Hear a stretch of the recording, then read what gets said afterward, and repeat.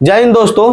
आज हम चर्चा करने वाले हैं ध्वनि के सामान्य गुण के ऊपर। ठीक है, देखिए, अब ध्वनि से जुड़ा हुआ कुछ छोटा छोटा बिंदु है। ठीक है ना। जैसे ध्वनि का कुछ सामान्य गुण आज बता रहे हैं, इसके बाद ध्वनि के तारत्व के बारे में चर्चा करेंगे, तीव्रता के बारे में चर्चा करेंगे। ठीक है, कुछ प्रमुख जीवों के ध्वनि के बारे में चर्चा करेंगे, कितना डेसिबल का ध्वनि निकलता है। ठीक है, तो छोटा छोटा 2-2 4-4 मिनट का अब हमारा वीडियो बनेगा। ठीक है ना, अभी फिजिक्स में तत्काल, क्योंकि ध्वनि जो है इसको एक में हम वीडियो यदि बना रहे हैं ना, तो सब क्या हो जाएगा, अलग एक में फिट आ जाएगा। ठीक है, तो इसका अलग अलग वीडियो बना रहे हैं हम। ठीक है, इसको अपलोड कर रहे हैं। इसके बाद यदि आप लोग कहिएगा तो सबको एक में कर देंगे, एक में मर्ज करके उसको क्या कर दिया जाएगा, अपलोड कर दिया जाएगा। ठीक है ना। और एक और बात है आपसे, आप हमारे चैनल को ज्यादा से ज्यादा सब्सक्राइब कीजिए और शेयर कीजिए। जितना भी आपका सोशल मीडिया प्लेटफॉर्म है सब पर क्या कर दीजिए, शेयर कर दीजिए, ताकि ज्यादा से ज्यादा सब्सक्राइब लोग क्या हो सके, हमारे बीपार्ट सिलेक्शन सेंटर जो चैनल है इससे जुड़ सके। ठीक है ना, और हमें प्यार मिल सके। ठीक है, चलिए आइए अब हम चर्चा करने वाले हैं ध्वनि के कुछ सामान्य गुण के बारे में। एक बात दिमाग में बिठा लीजिएगा कि ध्वनि सबसे ज्यादा ठोस में,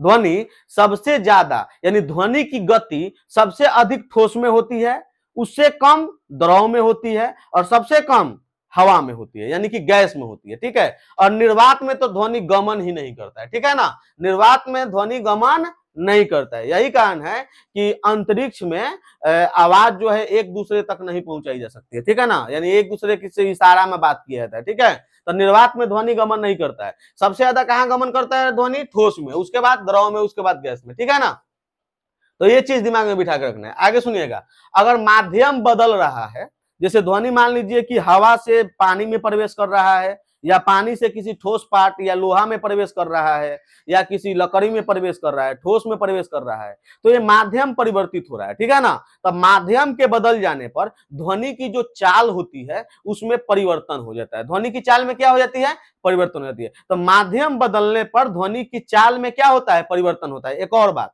अगर ध्वनि विरल माध्यम से सघन माध्यम में जाती है तो इसकी चाल बढ़ जाती है, जबकि सघन से विरल में आती है तो इसकी चाल घट जाती है। यानी कि प्रकाश के सेम विपरीत होता है, प्रकाश के क्या होता है, विपरीत होता है ध्वनि की चाल।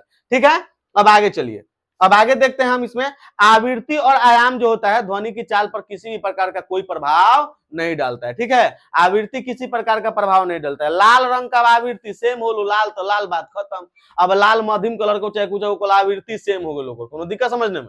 तो इसीलिए आवृत्ति और आयाम जो होता है ध्वनि के चाल के ऊपर किसी भी प्रकार का अपना प्रभाव नहीं डालता है। ध्यान दीजिए, लोहा की यदि बात करें हम, तो लोहा में ध्वनि की चाल 5130 मीटर प्रति सेकंड होता है। ठीक है, अगर पानी की बात करें तो 1458 मीटर प्रति सेकंड होता है।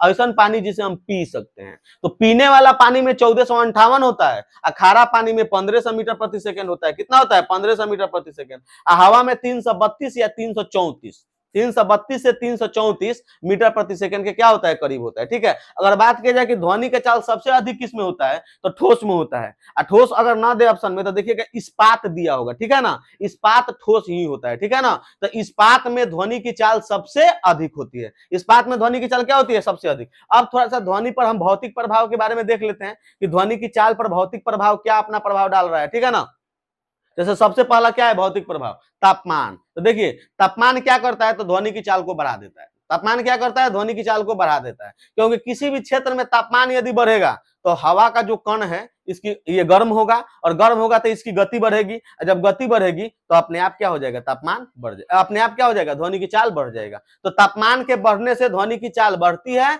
और तापमान के घटने से ध्वनि की चाल घटती है। अब ध्यान दीजिएगा, आर्द्रता का क्या प्रभाव पड़ता है, तो आर्द्रता भी ध्वनि की चाल को क्या करता है, बढ़ाता है। आर्द्रता भी ध्वनि की चाल को क्या कर देता है, बढ़ा देता है। सुबह सुबह में हम क्या करते हैं कि मंदिर में जब घंटी उंटी बजाते हैं तो वह दूर तक आवाज जाती है। ठीक है ना, इसका मेन रीजन ये होता है कि सुबह सुबह जो वायु बहती है ना उसमें अधिक आर्द्रता होती है, और अधिक आर्द्रता होने के कारण वह क्या करती है, घंटे की जो ध्वनि होती है उसको दूर तक पहुंचाती है। चाहे रेल का जो सीटी है वो भी बहुत दूर तक पहुंचता है। ठीक है ना, चाहे सुबह सुबह हमारा आवाज भी काफी दूर तक जाता है। ठीक है, तो इसके पीछे मेन रीजन यही है कि सुबह की जो हवाएं होती है उसमें आर्द्रता अधिक होती है। आर्द्रता जितना अधिक होगा ध्वनि की चाल उतना ही अधिक होगी, आर्द्रता जितना कम होगा ध्वनि की चाल उतना ही कम होगी। ठीक है, इसके बाद कोशिश करेंगे हम दाब के ऊपर।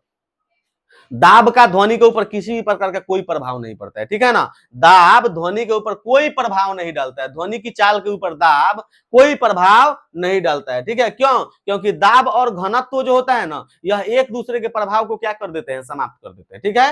दाब और घनत्व एक दूसरे के प्रभाव को समाप्त कर देते हैं। यही कारण है कि दाब जो होता है यह ध्वनि पर किसी भी प्रकार का कोई चेंजिंग ध्वनि की चाल में नहीं करता है, ठीक है। अब है वायु के वेग के बारे में बात की जाए, ठीक है। तो वायु का वेग जो होता है ध्वनि की चाल को परिवर्तित करता है, ठीक है। वायु का जो वेग होता है यह ध्वनि की चाल को परिवर्तित करता है। जिस दिशा में वायु बह रही है, अगर उधर हम ध्वनि भेजना चाहेंगे तो ध्वनि की चाल बढ़ जाएगी।